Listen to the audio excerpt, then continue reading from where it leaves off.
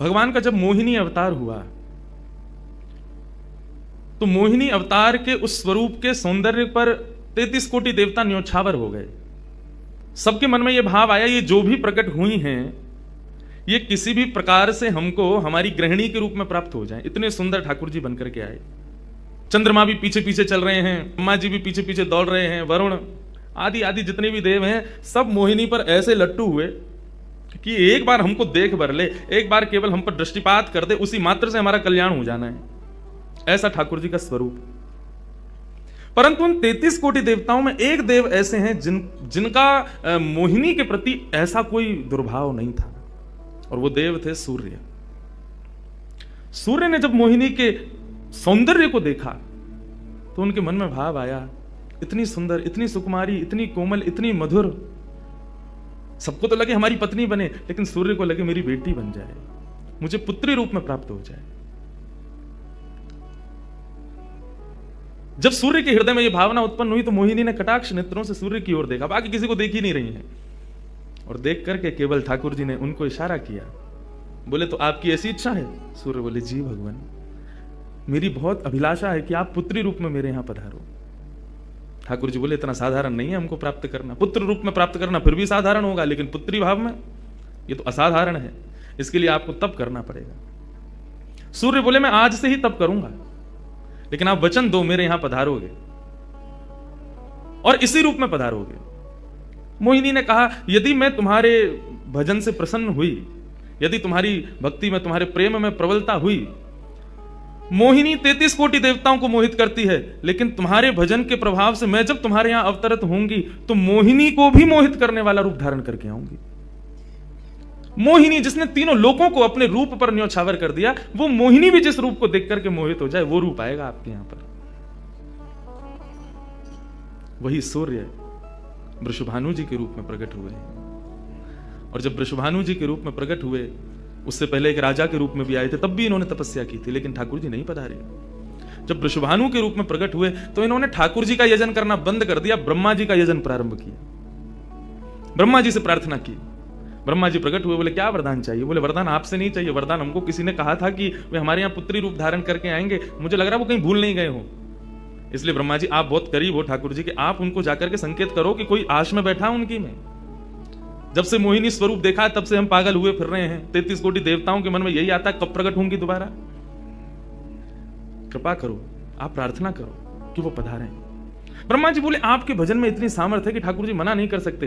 बोले तो फिर मुझे विश्वास के लिए कुछ तो कह करके जाओ। ब्रह्मा जी बोले मेरी जिम्मेवारी बन जाए, इसलिए चलो इस पर्वत के रूप में मैं विराज चाहता हूं, और बरसाना पर्वत के रूप में श्री ब्रह्मा जी विराज गए। ठाकुर जी आएंगे, मैं जिम्मेवारी लेता हूं, इसलिए मैं ही पर्वत बन के बैठा हूं।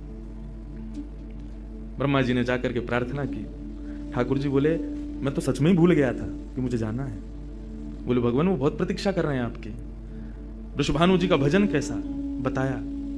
वृषभानु जी की एक ही इच्छा है कि मेरे पास जो पुत्री रूप ठाकुर जी का आवे, ठाकुर जी मोहिनी बनकर के आए तो 33 कोटि देवताओं के हृदय में ठाकुर जी के प्रति वात्सल्य भाव प्रकट नहीं हुआ, प्रेम भाव प्रकट नहीं हुआ, कुछ और ही भाव था उन देवताओं का। वृषभानु जी कह रहे हैं कि मैं ऐसी पुत्री पाना चाहता हूं जिसको देख करके काम नष्ट हो जाए, काम का भी मर्दन हो जाए, सामने वाले के हृदय में एक दिव्य प्रेम प्रकट हो, निष्काम प्रेम, अनकंडीशनल लव किसे कहते हैं, इसका प्रसाद पूरी दुनिया को देने वाली ऐसी पुत्री मेरे घर पधारे। स्वार्थ सिद्ध प्रेम सब करना जानते हैं, लेकिन निस्वार्थ प्रेम किसे कहते हैं, वो ठाकुर जी का वो शक्ति स्वरूप ही सबको बता सकता है। ब्रह्मा जी की प्रार्थना हुई ठाकुर जी से। ठाकुर जी अपने वैकुंठ में विचरण कर रहे हैं, विचार कर रहे हैं कैसे करूं, नंद यशोदा के यहां भी जाना है, देव की वसुदेव के यहां भी पुत्र बनना है, पहले से ही 4 मम्मी पापा हैं हमारे, तो ये 2 मम्मी पापा और कैसे बनाऊं, 6 माता पिता।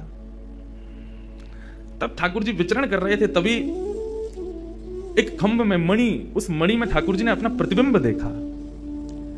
ठाकुर जी अपना प्रतिबिंब नहीं देखते, क्यों? बहुत कम देखते हैं। जब श्रृंगार आरती होती लाल जी की तभी इनको प्रतिबिंब दिखाते हैं, और उस प्रतिबिंब में भी इतने इतराते हैं महाराज, उसमें भी स्वयं को देख करके खुश हो जाते हैं, वाह मैं कितना प्यारा लग रहा हूं। अपना प्रतिबिंब ठाकुर जी इसलिए नहीं देखते क्योंकि स्वयं ठाकुर जी मोहित हो जाते हैं खुद ही पर। जैसे ही ठाकुर जी ने स्वयं का प्रतिबिंब देखा, प्रतिबिंब देख के आगे बढ़े, लेकिन ठाकुर जी मन में विचार करने लगे, मुझे सबके स्वभाव प्रिय हैं, लेकिन अपना यदि देखूं तो अपना प्रतिबिंब बहुत प्रिय है। जब स्वयं को देखता हूं प्रतिबिंब में तो ऐसा लगता है कि मानो जो सबको मोहित कर रहा है वो स्वयं को जब देखे तो खुद भी मोहित हो रहा है, क्योंकि प्रतिबिंब कभी झूठ नहीं बोलता। प्रतिबिंब का ये स्वभाव है, आप जैसे हो वैसा आपको दिखाता है। ठाकुर जी ने जब प्रतिबिंब देखा, अपने उस प्रतिबिंब स्वरूप को ठाकुर जी ने स्थिर कर दिया, और स्थिर करके अब तो ठाकुर जी लाए महाराज लक्ष्मी जी की पूरी पेटिका लेकर के आए श्रृंगार की, और अपने प्रतिबिंब स्वरूप को ही उन्होंने श्रृंगार करना प्रारंभ किया। किशोरी जी के श्रृंगार का इतना भाव बताते हैं, किशोरी जी की नथ बेसर ऐसी, किशोरी जी के कान के कुंडल ऐसे, किशोरी जी के पांव की महावर ऐसी, क्यों ना हो, क्योंकि श्याम सुंदर ने श्रृंगार किया है। किशोरी जी का जो स्वरूप है वो ठाकुर जी ने उसका श्रृंगार किया है।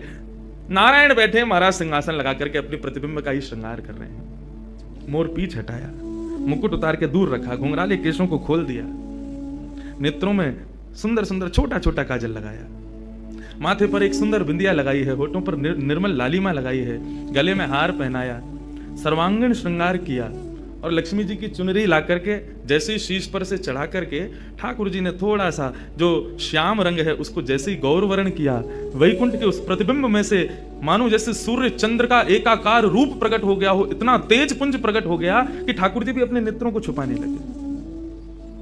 थोड़ी देर नेत्रों को बंद करने के बाद जब बड़ी धीरे से ठाकुर जी ने जब अपने प्रतिबिंब की ओर देखा तो किशोरी जी का दिव्य स्वरूप वहां प्रकट हो गया।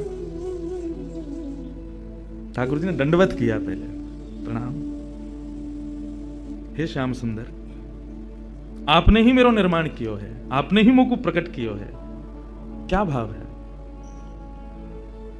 ठाकुर जी बोले कोई भाव नहीं है, केवल मोहिनी भाव से 33 कोटि देवता मोहित हुए थे, लेकिन मैं मोहित नहीं हो पाया था, इसलिए तब से मैं भी तड़प रहा था कि मुझे भी कोई मोहित करे, उस मोहिनी को भी मोहित कोई करे। वो स्वरूप आज प्रकट हुआ है। धर्म की स्थापना हुई, ज्ञान की स्थापना हुई, भक्ति की स्थापना हुई, वैराग्य की स्थापना हुई, लेकिन अंततो गत्वा इस संसार का सार जो प्रेम है उसकी स्थापना नहीं हुई है। उसके लिए आपका अवतार धारण करना अति आवश्यक है। आप मेरी शक्ति हैं, आप मेरी आत्मा हैं। पूरा विश्व और पूरे विश्व की दिव्य चेतना किसकी प्राप्ति के लिए दौड़ रही है कि आत्मा एक दिन परमात्मा में मिल जाएगी, लेकिन उस परमात्मा में आत्मा जो विद्यमान है वही तो किशोरी जी हैं। उस आत्मा की परमात्मा की जो आत्मा है वही तो श्री राधा जी हैं। लोग उनके रूप को नहीं समझ पाते। किशोरी जी से प्रार्थना की ठाकुर जी ने कि आप पधारो और प्रेम की स्थापना के लिए आप भूमंडल पर सूर्य के ही अवतार वृषभानु जी के यहां पर आप अवतरित हो। तब किशोरी जी ठाकुर जी की बात मान करके और वृषभानु और कीर्ति के यहां पर अवतरित होती हैं।